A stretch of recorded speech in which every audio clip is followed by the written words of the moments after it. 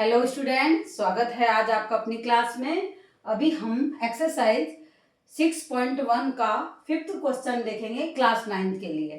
ठीक है, तो अभी हमारे सामने एक ये फिगर दे रखा है। इस फिगर के हिसाब से आपको बता रखा है P O Q is a line. P O Q is a line का मतलब क्या है? पी ओ क्यू एक स्ट्रेट लाइन है और इस पे जो भी एंगल बन रहे हैं वो 180 है। फिर उसके बाद में आपको बता रखा है रे ओ आर। अब देखो रे ओ आर कौन सी है? ये वाली। ये परपेंडिकुलर है टू लाइन पी क्यू। अब परपेंडिकुलर का मतलब होता है 90 डिग्री का एंगल फॉर्म करना। तो मतलब ये वाली जो लाइन ओ आर है वो इस पी क्यू पर परपेंडिकुलर है। परपेंडिकुलर मतलब ये इधर भी 90 डिग्री का एंगल बना रही है और ये इधर भी 90 डिग्री का एंगल बना रही है। ठीक है, फिर O S is another line between ray O P और ओ आर। ये जो ओ एस है इस ओ आर और ओ पी के बीच में एक अनदर रे है। आपको प्रूफ करना है आर ओ एस। कौन सा आर ओ एस? ये वाला। ये जो है वो हाफ है angle Q O S minus P O S. अब ये देखने में थोड़ा बड़ा क्वेश्चन दिख रहा है तो ऐसा लग रहा है डिफिकल्ट है, हालांकि डिफिकल्ट बिल्कुल भी नहीं है। आपको अपना कंसेप्ट क्लियर रखना है कि हमको इसको लेके कैसे आना है, उसके बाद में ये बहुत ही इजी हो जाएगा। तो सबसे पहले तो जो अपने को दे रखा है हम वो ही लिखते हैं। अपने को दे रखा है ये आर ओ जो परपेंडिकुलर है पी क्यू पर। अब ये इससे एक एंगल बन रहा है पी ओ आर। देखो यहाँ पे आपको लिखना क्या है, आंसर करना। अपन सॉल्व शुरू करते हैं। सॉल्व करना तो इसके अंदर अपन लिखेंगे आर ओ पी या पी ओ आर लिख दो आप। आपको पी ओ आर से समझ में आ रहा है? P O R equal to 90 degree. अब यहाँ कारण भी लिखो क्यों है ये 90 डिग्री।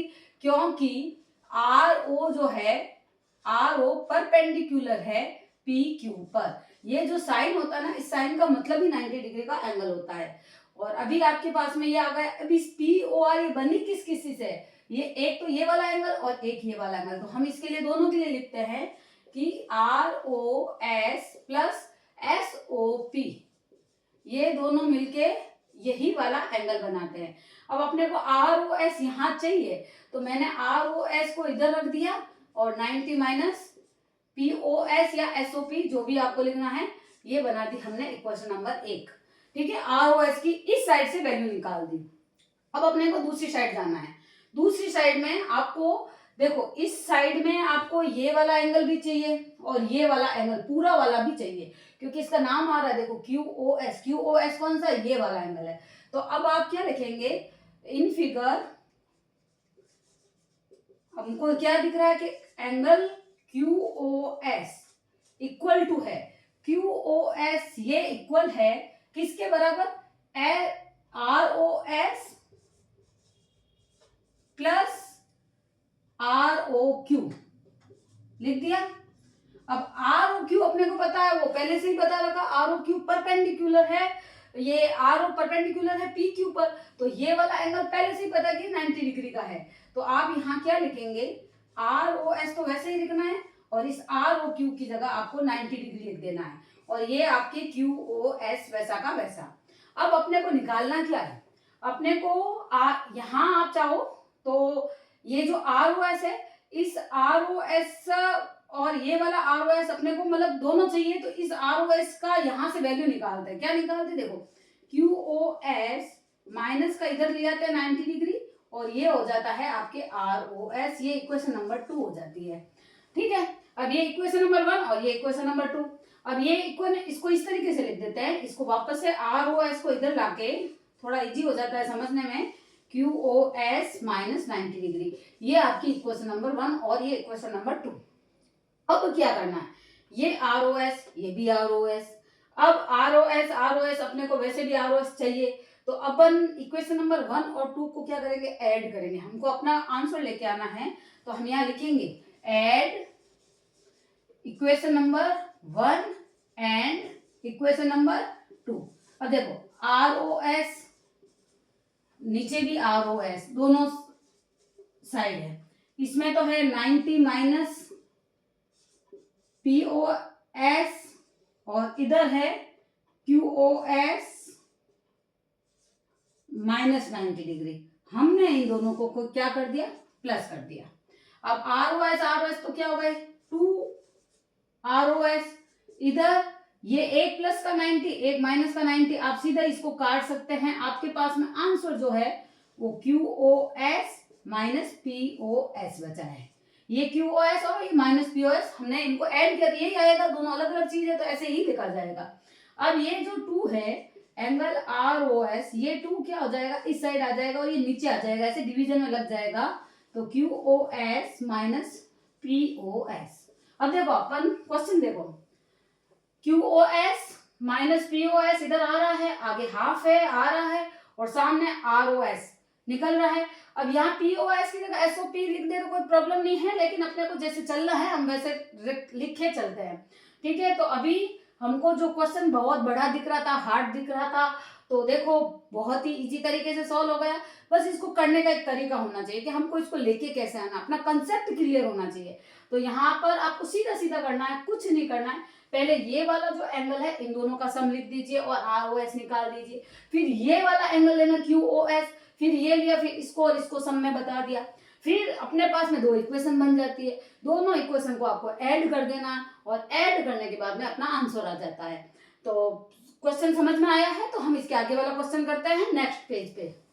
अभी हमारे पास 6th क्वेश्चन है, इसके अंदर फिगर हमको दे नहीं रखा है, जो इन्फॉर्मेशन अपने को दे रखी है उसके हिसाब से हम फिगर अपना बनाएंगे।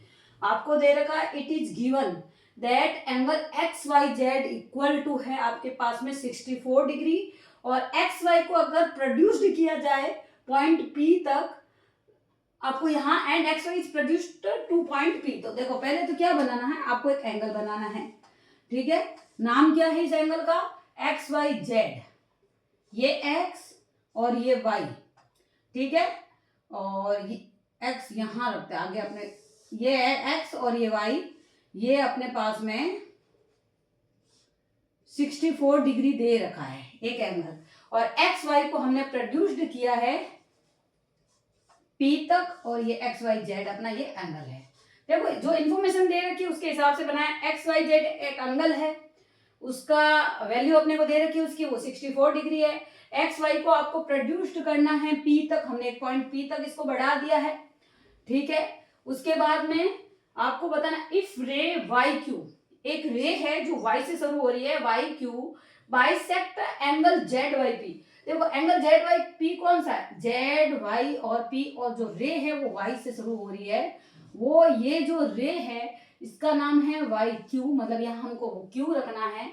ये इस एंगल PYZ को बाइसेक्ट करती है। अब बाइसेक्ट का मतलब है 2 बराबर पार्ट में बांटना।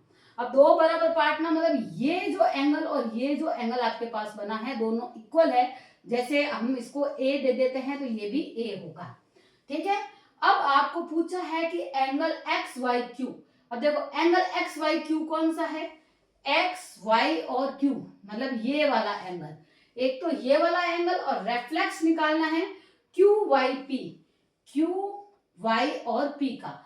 हमको जो इंफॉर्मेशन दे रखी है उसके हिसाब से हम निकालते हैं। आपको सबसे पहले तो दे रखा है कि XY को हमने एक पॉइंट P तक बढ़ाया है, मतलब X और P जो है वो एक स्ट्रेट लाइन है। आप क्या लिखेंगे answer, XP is a straight line, और स्ट्रेट लाइन जो होती है और उसके ऊपर जो एंगल बनते हैं वो सारे के सारे क्या होते हैं 180 के सम के बराबर होते हैं। तो हम क्या लिखेंगे 64 प्लस A इक्वल टू 180, ठीक है। अब 64A प्लस A क्या हुआ 2A equal to 180, 2A equal to 180 minus 64 कितना हो गया आपके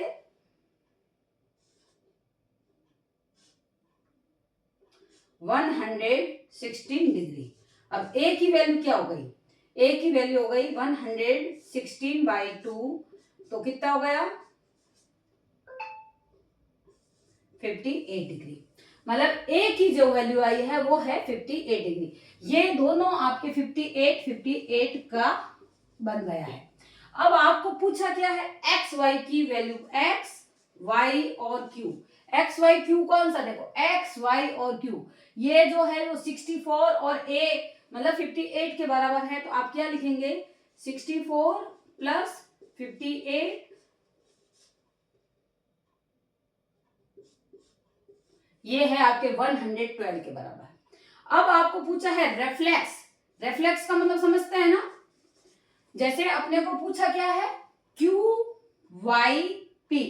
क्यू वाई पी तो ये है, इसका रेफ्लेक्स का मतलब ये इसके पीछे वाला पार्ट, इसकी वैल्यू निकालनी है। और ये कैसे निकलेगा, 300, क्योंकि ये कंप्लीट एंगल है और कंप्लीट एंगल है तो हम इसको कैसे निकालेंगे, reflex Q Y P equal to 360 minus angle, इसका नाम क्या है, Q Y P. Q Y P तो ये क्या है, 360 माइनस 58 मतलब 302 डिग्री। तो क्वेश्चन बड़ा ही इजी है, एग्जाम में आने लायक है, और अगर एग्जाम में आए नहीं है तो हमको ये क्वेश्चन आने ही चाहिए। बहुत ही इजी कंसेप्ट के साथ में, और आपको अपना कंसेप्ट क्लियर रखना है कि हमको इसको निकालना कैसे है, तो ये क्वेश्चन बड़े ही इजी तरीके से हो जाते हैं। तो अगर आपको वीडियो समझ में आया है तो लाइक और सब्सक्राइब जरूर कीजिए।